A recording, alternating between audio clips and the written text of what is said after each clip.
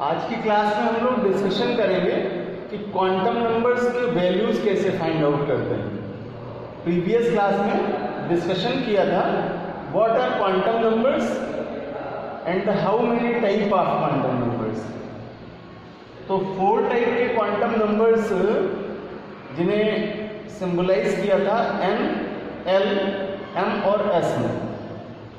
आज इनका value find out करना सीखेंगे। सो टॉपिक होगा क्वांटम नंबर,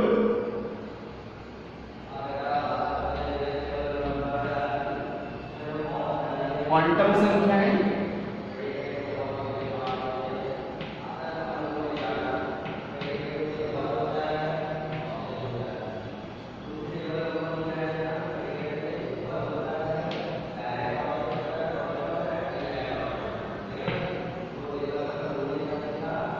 और क्लासिफाइड किया था इनके टाइप्स में, 4 टाइप्स में। मुख्य क्वांटम संख्या,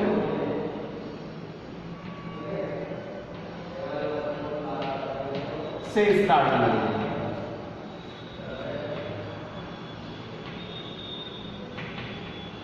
प्रिंसिपल क्वांटम नंबर,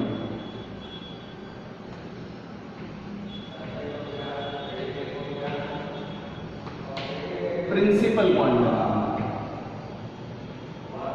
इसे n से प्रदर्शित करते हैं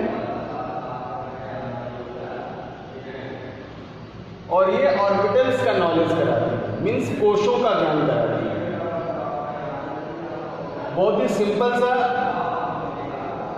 एक एग्जांपल लेते हैं और उसके माध्यम से प्रिंसिपल क्वांटम नंबर को फाइंड आउट करना सीख लेते हैं। सपोज दैट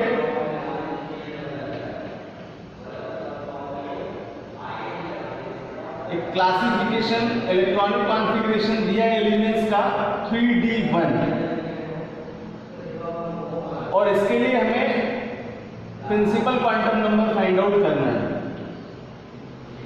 तो ऐसे किसी भी एलिमेंट का जब हम कॉन्फ़िगरेशन करते हैं तो जिस इलेक्ट्रॉन के लिए क्वांटम नंबर फाइंड आउट करना है उसको देख करके हम यहाँ पर n की वैल्यूज, फिर एजीमुथल क्वांटम नंबर l की values, then magnetic quantum number m और लास्ट करते हैं स्पिन क्वांटम नंबर s से। तो पहले जान लेते हैं कि इस कॉन्फ़िगरेशन में कौन क्या है। बच्चों, ये जो आगे लिखी गई संख्याएं हैं कॉन्फ़िगरेशन में, जो डिजिट हैं, ये n को डिनोट करते हैं और इन्हें कोश कहते हैं। जबकि एसपीडीएफ ऑर्बिटल्स जिनका क्लासिफिकेशन प्रीवियस क्लास में किया था और अपवर्ड लिखे गए जो डिजिट हैं ये इलेक्ट्रॉन्स हैं,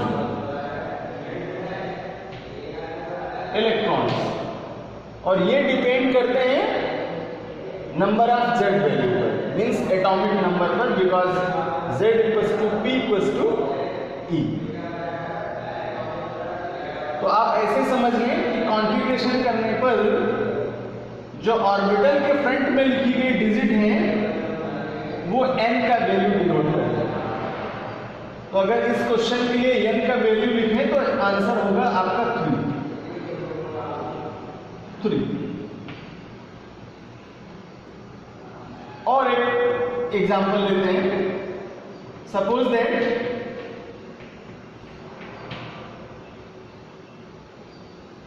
question say to you find out the value of n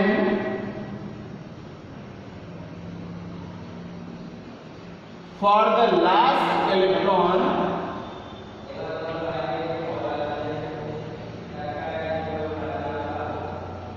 of sodium atom। बहुत अच्छा क्वेश्चन है ये कि सोडियम एटम के लिए लास्ट इलेक्ट्रॉन के लिए हमें n का वैल्यू फाइंड आउट करना है। तो हमें कॉन्फ़िगरेशन करना होगा और एसपीडीएफ में कॉन्फ़िगरेशन करना होगा। So increasing order of series चूंकि बेसिक क्लास में हम लोगों ने कॉन्फ़िगरेशन पढ़ा था इसका, तो उसी अकॉर्डिंग सोडियम 11 को कॉन्फ़िगरेट करेंगे 1s2 2s2 2p6 और 3s1। तो अब हम देख पाते हैं यहाँ कि लास्ट इलेक्ट्रॉन s ऑर्बिटल में इंटर्ड करता है 3s1। तो ये चेक करके इसका आंसर दे सकते हैं, बिकॉज जो फ्रंट में लिखी गई डिजिट है वो n का वैल्यू डिनोट करती है। तो इसके लिए आंसर हो जाएगा बच्चों n = 3, जबकि ऑर्बिटल s होगा और इस s ऑर्बिटल में 1 इलेक्ट्रॉन प्रेजेंस रहता है। तो मुझे लगता है कि क्वांटम नंबर फाइंड आउट करने के क्वेश्चंस में सबसे सिंपल पार्ट यही है आपका प्रिंसिपल क्वांटम नंबर का, बिकॉज कॉन्फ़िगरेशन कर लेंगे और जिस भी इलेक्ट्रॉन के लिए n का वैल्यू पूछा जाएगा वो वैल्यू आप यहाँ से निर्धारित कर सकते हैं और इसका मान ज्ञात कर सकते हैं। तो अब n की वैल्यू डिपेंड करेंगे l की वैल्यू से, मीन्स प्रिंसिपल क्वांटम नंबर का जो वैल्यू है उससे आधारित आंसर्स निकालेंगे हम एजीमुथल क्वांटम नंबर्स के लिए। तो आइए जानते हैं कि एजीमुथल क्वांटम नंबर की या एंगुलर क्वांटम नंबर की क्या कंडीशंस हैं और किस तरह के वेरिएशन बेस्ड क्वेश्चन आ सकते हैं। तो बच्चों, प्रिंसिपल क्वांटम नंबर वह क्वांटम नंबर है किसी एटम के लिए जो उसके n के वैल्यूज का नॉलेज कराए।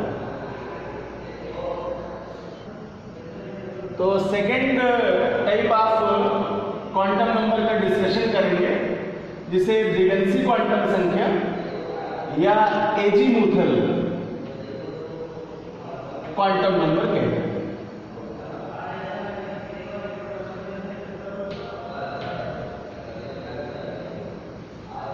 और इसे एंगुलर क्वांटम नंबर के नाम से भी जानते हैं।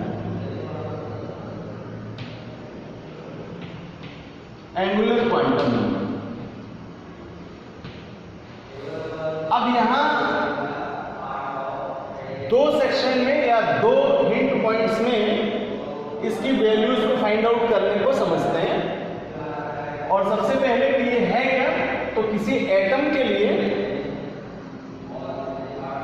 वे क्वांटम नंबर है जो उसके ऑर्बिटल का नॉलेज कराती है। मीन्स उपकोष s है, p है या d है या f है, इनकी नॉलेज कराती है। तो फर्स्ट कंडीशन है कि इसका जो वैल्यू है वो n के वैल्यू पर डिपेंड करता है और इसे l से प्रदर्शित करता है। एजीमुथल क्वांटम नंबर को l से प्रदर्शित करते हैं। It is symbolised by l। The value of azimuthal quantum number, azimuthal quantum number is depend on the value of principal quantum number।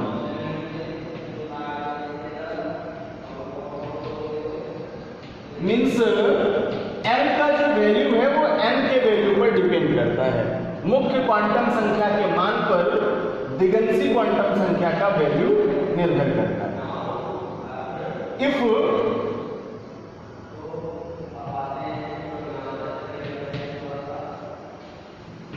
n value is given, अगर किसी question में किसी atom के लिए n का वैल्यू गिवन है, if n value is given,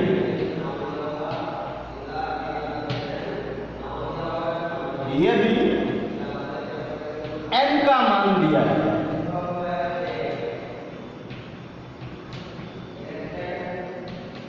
then formula use करते हैं l के लिए, l equals to 0 to n-1। इस फार्मूले को वहीं सेट करें बच्चों, इंपॉर्टेंट फार्मूला है l का वैल्यू n माइनस 12। ध्यान दें यहां मैंने 0 भी लिखा है, तो मिसिंग नहीं होनी चाहिए आंसर देते समय 0 से n माइनस 1।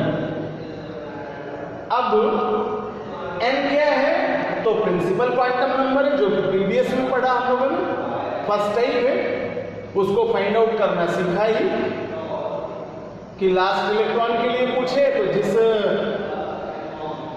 सेल में जाएगा उसके फ्रंट में लिखी गई डिजिट उसका n बताती है, तो इस तरह से n का वैल्यू निकाल लेंगे और जिस n का वैल्यू दिया है क्वेश्चन में उसी के अकॉर्डिंग फार्मूले पर पुट अप करेंगे।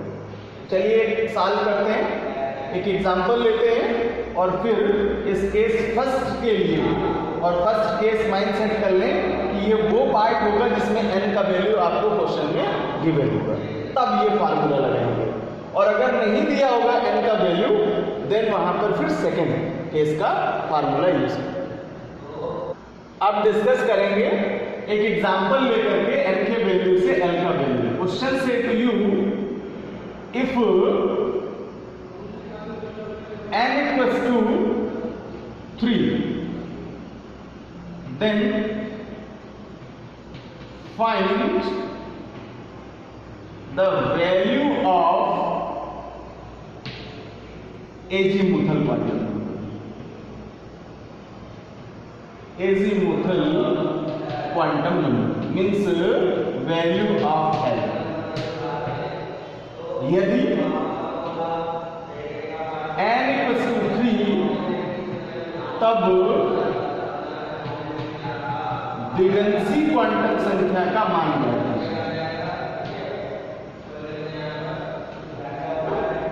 दिगंसी क्वांटम संख्या का मान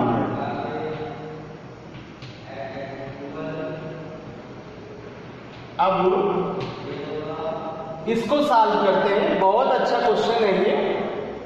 अगर n का वैल्यू गिवन है तो वैल्यू डिपेंड करेगा l पर। मैंने पहले केस क्लियर किया आपको कि यहां से फार्मूला यूज करेंगे। If n equals to 3 then l equals to how much के लिए फार्मूला होगा l equals to 0 to n minus 1। अब यहां n का वैल्यू तो गिवन है, वही हम वैल्यू पुट अप करते हैं यहां। So l equals to 0 to 3 minus 1 और ये आंसर मिला आपको 0 से 2। तो बच्चों जब 0 से 2 लिख रहे हैं तो इसका मतलब है कि एग्जैक्ट जो वैल्यूज हैं वो l के लिए मिलेंगे 0 देन 1 और देन 2। बिकॉज आपने संख्या रेखा पढ़ी है डिजिट में कि जब हम इस तरह से इसे व्यक्त करते हैं तो 0 मेजर करने पर +1 +2 +3 +4 ये डिजिट मिलते हैं राइट साइड और लेफ्ट साइड -1 -2 -3 -4। तो इस तरह से हम इन्हें सिंबलाइज करेंगे तो 0 मिसिंग नहीं होना चाहिए। अगर 0 आपने मिस कर दिया तो ये आंसर आपके रॉन्ग हो जाएंगे और क्वांटम जो नंबर्स हैं किसी गिवन एटम के लिए, प्रॉपर इलेक्ट्रॉन्स के लिए, वो रॉन्ग आंसर आएंगे। तो ये जरूर नहीं सेट कर ले कि 0 का वैल्यू मिसिंग नहीं होना चाहिए यहाँ पर। तो अब यहाँ फाइनल आंसर बना l इक्वल्स टू 0 1 and 2। तो एक और चेक करने का तरीका यहाँ से कि जितना क्वेश्चन में आपको n का वैल्यू गिवन होगा l के आंसर्स भी उतने ही मिलेंगे। मींस जितने कोस उसके अंडर में उतने ही उपकोस, जितने कोस उसके अंडर में उतने ही उपकोस। तो n का वैल्यू 3 था और उसके अंडर में l के वैल्यूज भी 3 ही मिल रहे हैं, 0 1 और 2। तो वैल्यूज काउंट करें 1 2 3। ये चेक करने का तरीका है कि अगर n के वैल्यूज आपको क्वेश्चन में गिवन है और फिर l आपने फाइंड आउट किया है तो वो उतने ही वैल्यू आएंगे जितना कि n का वैल्यू दिया है। और एक क्वेश्चन लेते हैं, सॉल्व करते हैं। लेते हैं अगला question. Say to you if n equals to 4 then find the value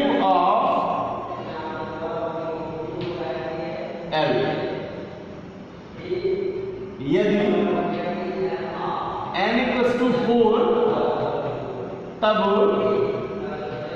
L का मान ज्ञात कीजिए।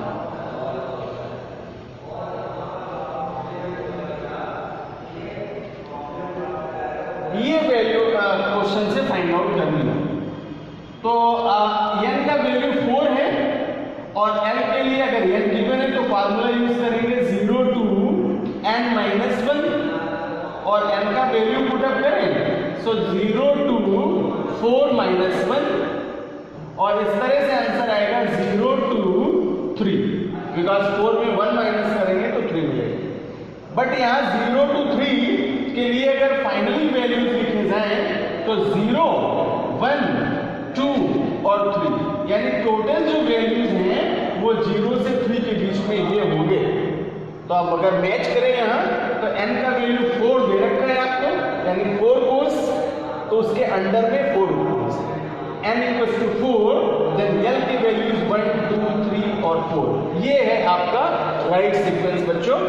ऐसे क्वेश्चंस के लिए आपका l का वैल्यू n के वैल्यू पर डिपेंड करता है और इस फार्मूले की हेल्प से ये क्वेश्चंस सॉल्व किए जा सकते हैं।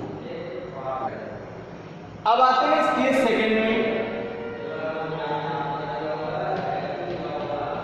और ये तब होगा जब क्वेश्चन में n का वैल्यू गिवन नहीं होगा, जब n का मान नहीं दिया होगा।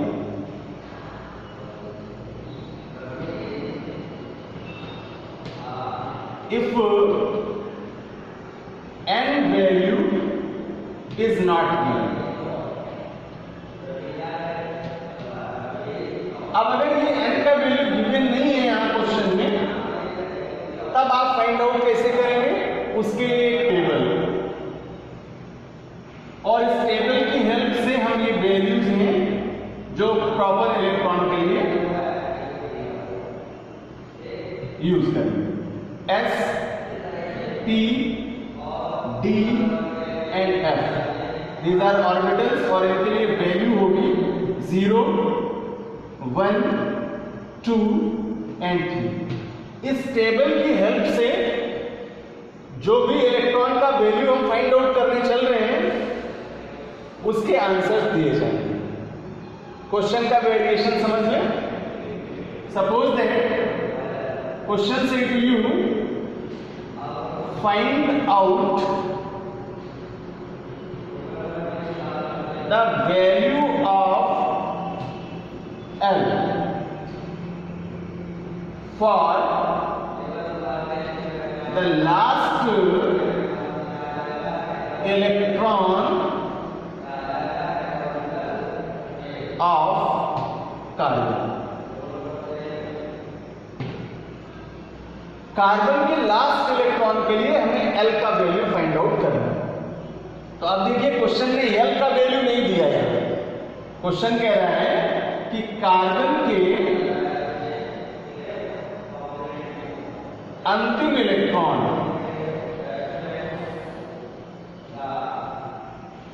के लिए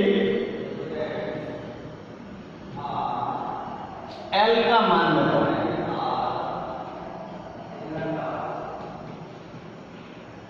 अंतिम इलेक्ट्रॉन के लिए L का मान। अब इसको सॉल्व कर लेते हैं जरा। सबसे पहले कार्बन का कॉन्फ़िगरेशन करें। 6Z वैल्यू है और कॉन्फ़िगरेट करते हो 1s2, 2s2 और 2p2। इलेक्ट्रॉन टोटल कर ले, Z के बराबर आना चाहिए। 2 to 4 to 6, तो देख पाते 6 इलेक्ट्रॉन है यहाँ, और हमारा जो लास्ट इलेक्ट्रॉन है वो इंटरएक्ट करता है p ऑर्बिटल। सो 2p2 से ये वैल्यूज देखे जाएंगे। अब बहुत सिंपल हो गया कि अगर आपको डायरेक्ट L का वैल्यू देखना है लास्ट इलेक्ट्रॉन के लिए, तो आप ऑर्बिटल देखिए p है और p ऑर्बिटल के लिए इसका वैल्यू कितना है 1। सो लास्ट इलेक्ट्रॉन के लिए आप L का वैल्यू डिनोट कर दीजिए 1। ये है सेकंड केस, और ये तब हम यूज करेंगे जब क्वेश्चन में n का वैल्यू गिवन नहीं होगा। Now second example, question say to you find out the value of L for the 7th electron of magnesium. अब यहां जरूरी नहीं कि लास्ट इलेक्ट्रॉन के लिए क्वेश्चन में L का वैल्यू फाइंड आउट करना हो। जिस भी एटम के लिए पूछा जाता है उसमें जितने भी इलेक्ट्रॉन है उनमें से किसी भी इलेक्ट्रॉन की ये वैल्यू हम फाइंड आउट कर सकते हैं। और बिकॉज यही डेफिनेशन में पढ़ा था कि क्वांटम नंबर वे नंबर्स हैं जो किसी एटम में उपस्थित किसी एक इलेक्ट्रॉन के लिए उसका कोश, उसका उत्कोश मीन्स सेल, ऑर्बिटल, क्लासेस और इलेक्ट्रॉन का मूवमेंट, उसकी पोजीशन, इन सब चीजों का, उसका एनर्जी स्टैंडर्ड आदि आदि का क्लियर स्टडी कराता है, क्लियर नॉलेज कराता है।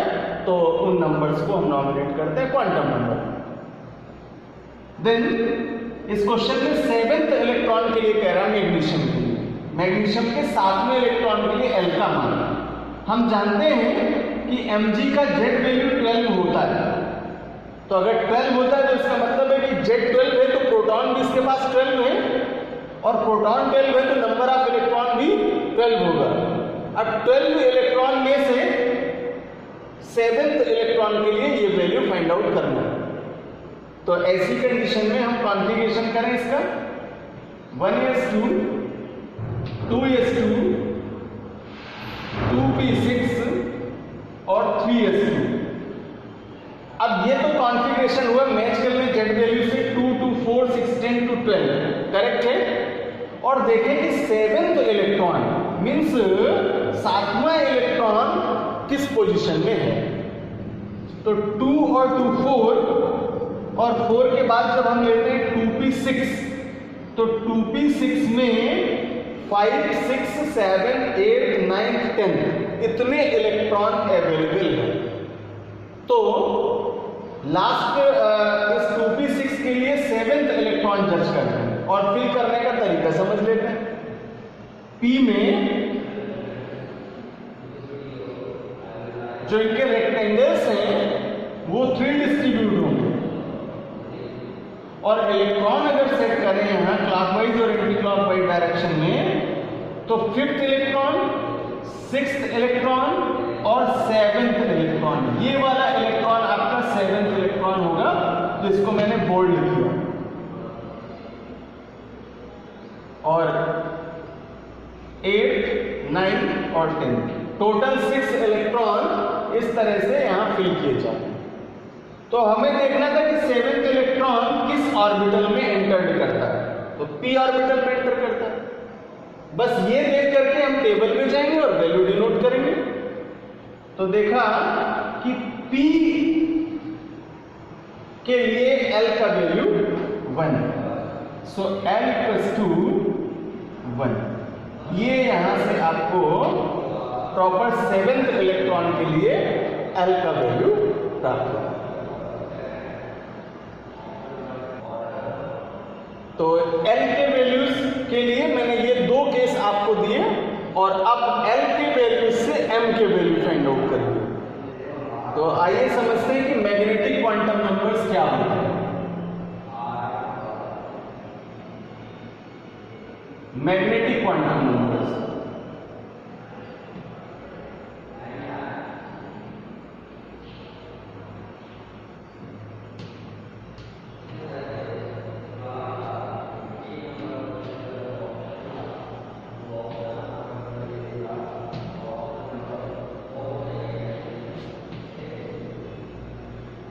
मैग्नेटिक क्वांटम नंबर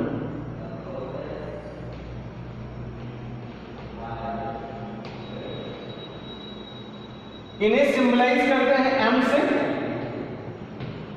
और ये वे क्वांटम नंबर्स हैं जो किसी एटम में इलेक्ट्रॉन के स्पेसिफिक ओरिएंटेशन का नॉलेज कराते हैं। मीन्स इलेक्ट्रॉन के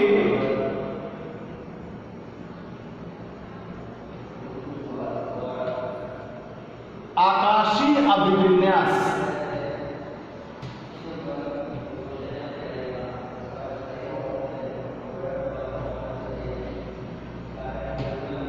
का ज्ञान है।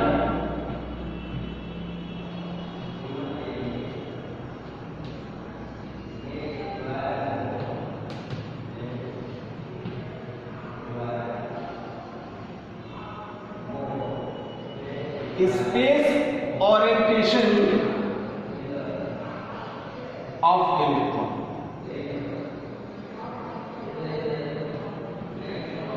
इसका नॉलेज कराती हैं वे संख्याएं मैग्नेटिक क्वांटम नंबर्स कहलाती हैं और इन्हें m से प्रदर्शित करते हैं। अब इसके लिए कंडीशन और फार्मूला समझ लें। क्यों? इसका वैल्यू L के वैल्यू पर डिपेंड करेगा। मींस मैग्नेटिक क्वांटम नंबर्स का वैल्यू एजीमुथल क्वांटम नंबर्स के वैल्यूज पर डिपेंड करेगा। सो अगर फार्मूला लिखेंगे m के लिए, so m equals to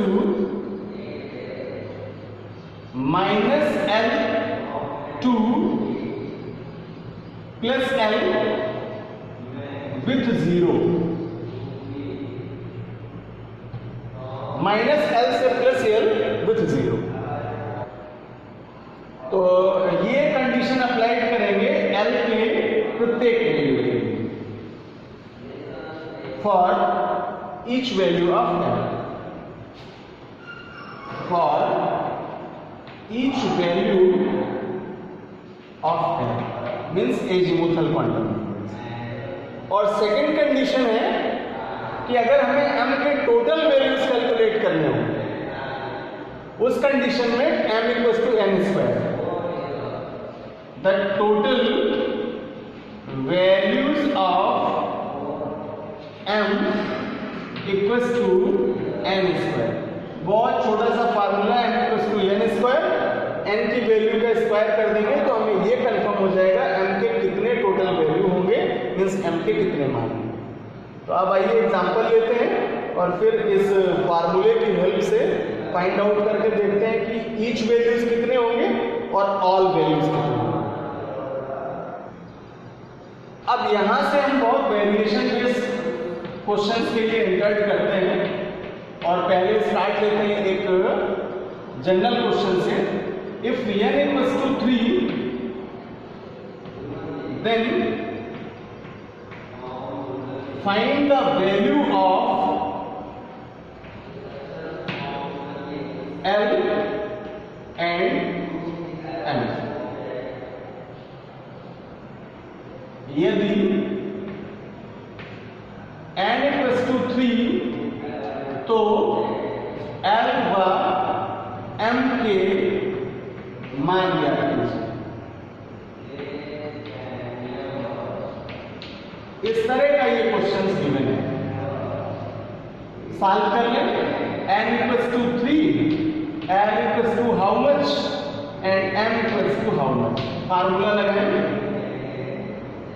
n equals to 3 है तो इसको देख करके L के लिए फार्मूला यूज करें फर्स्ट कंडीशन का, केस फर्स्ट का, 0 to n minus 1, 0 to 3 minus 1, then 0 to 2 और टोटल वैल्यू L के लिए मिले 0, 1 and 2।